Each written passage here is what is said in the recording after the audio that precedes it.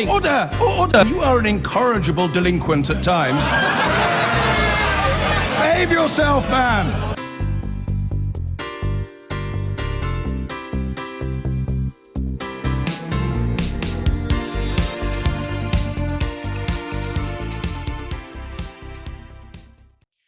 Well, Donald Trump hasn't just dismissed the evidence about Russian hacking.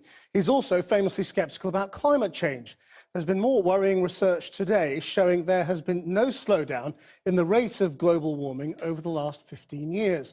Well, our science editor, Tom Clark, is outside the National Oceanic and Atmospheric Administration in Boulder, Colorado. What does this new report say?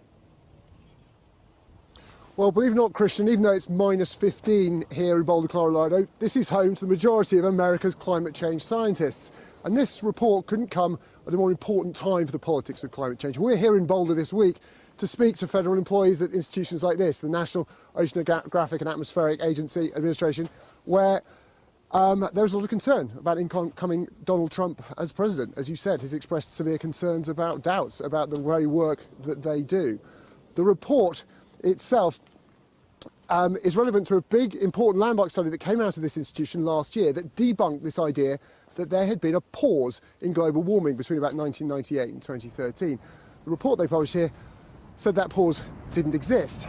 It caused an outcry amongst climate change deniers who had held on to this pause as evidence that maybe scientists had got it wrong. They now, the new report supports the conclusions of this NOAA study. And it got really dirty at one point. Politicians here in the US tried to subpoena emails from scientists here, their communications division, arguing that they somehow politicised the science. So it got pretty nasty. Today's report vindicates the work they did and suggests that, in fact, as many scientists have been confident for a long time, there has been no pause in global warming. So how's this going to fit with Trump, who's inaugurated in a couple of weeks' time?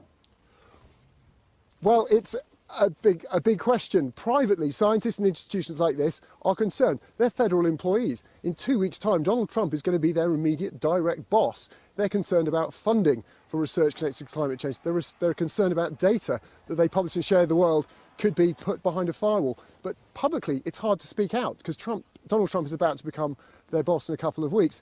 We spoke to one Canadian scientist who works here yesterday, who looks after the world's carbon dioxide records, and he said he will persevere. To the utmost extent we can.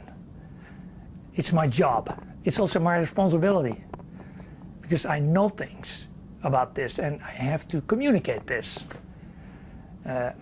So we won't stop. Of course, what we don't know yet is what the Donald Trump administration will do. Will they try and meddle in the affairs of federally funded scientists in places like this, or will they leave them alone?